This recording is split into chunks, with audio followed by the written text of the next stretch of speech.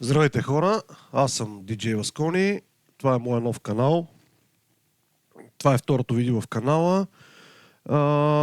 В първото видео заснехме монтаж на DMX модули в осветителни парове, всъщност корекция по монтажа, но обясних и общо взето как протича самия монтаж, елементарно е.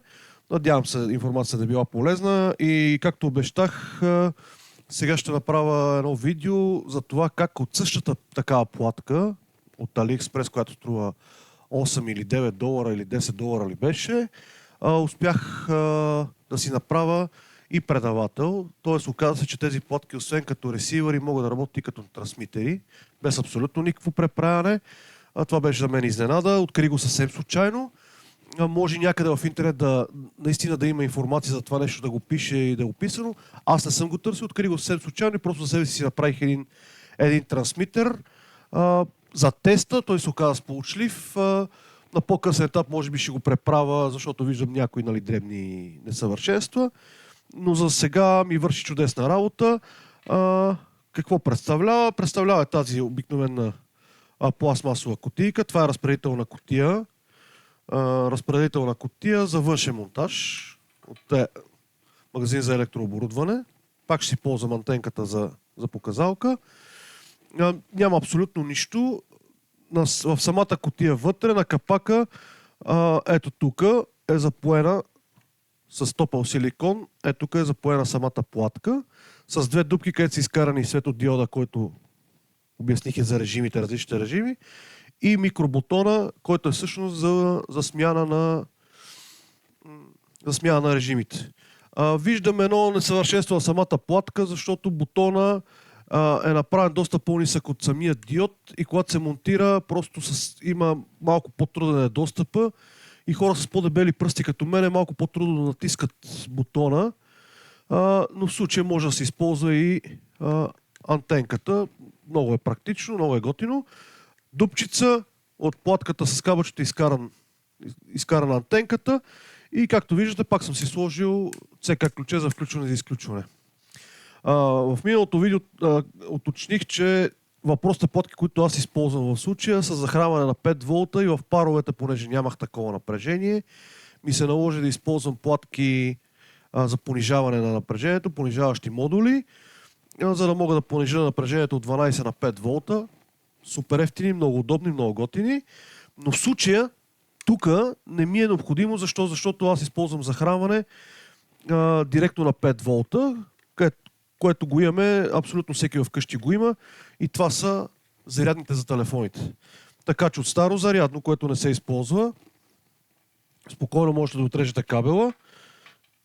Ето го един такъв кабел с USB, режете го, плюс и минус черен и червен кабел, връзвате на захранването на платката и имате захранване на 5 волта през USB.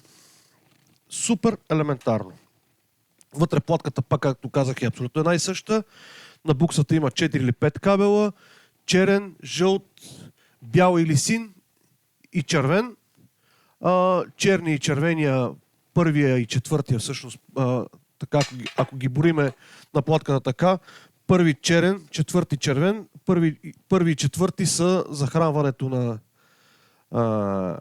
на платката, а трите сигнала, всъщност черен, жълт и сини или бял, са за DMX сигнала.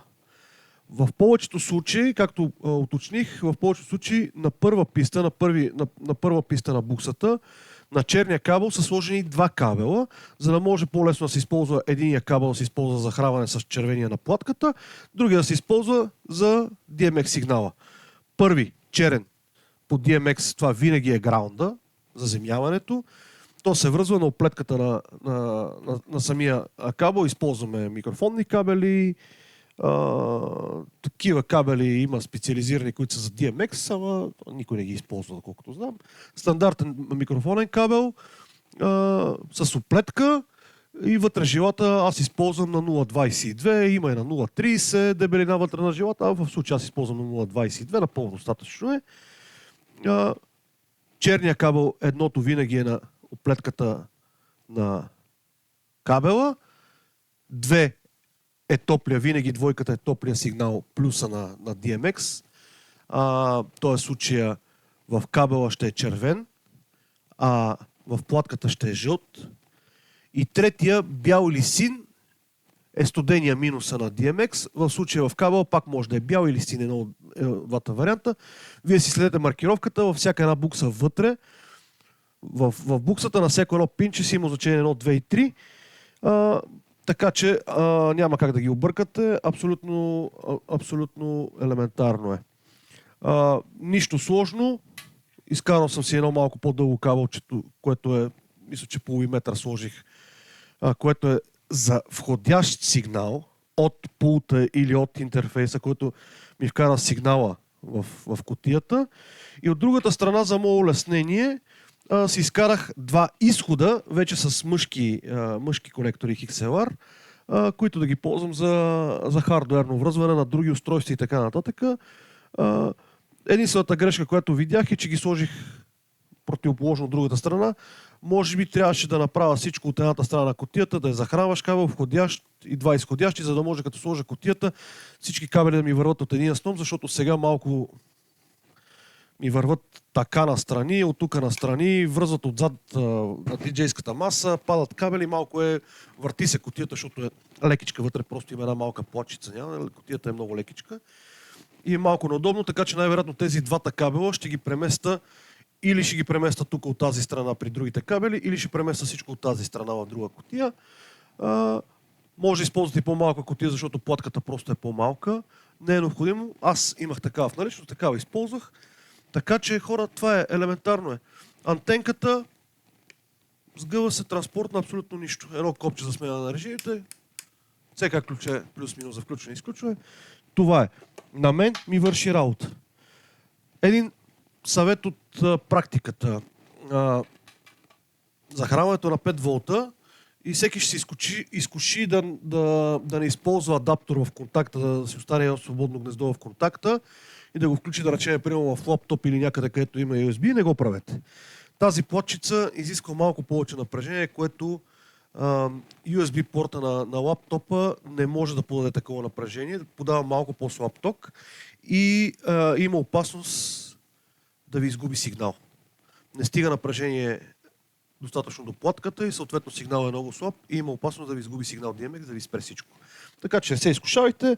Едно адаптерче в контакта, за да нямате абсолютно никакви главоболия. Съвсем елементарно, както казах. Няма какво повече да описвам. То е предишното видео се виждат кабелите вътре на самата платка, така че изгледайте го него. Ако имате някакви критики, съвети, препоръки и така нататък, в коментарите. Ще се радвам да ми сложите по един палец. Както казах, каналът е нов. Аз съм начинаещ диджей, сега тепърва прохождам. Общо взето се опитвам в началото да си направя някои неща, които да видим дали ще ни вършат работа.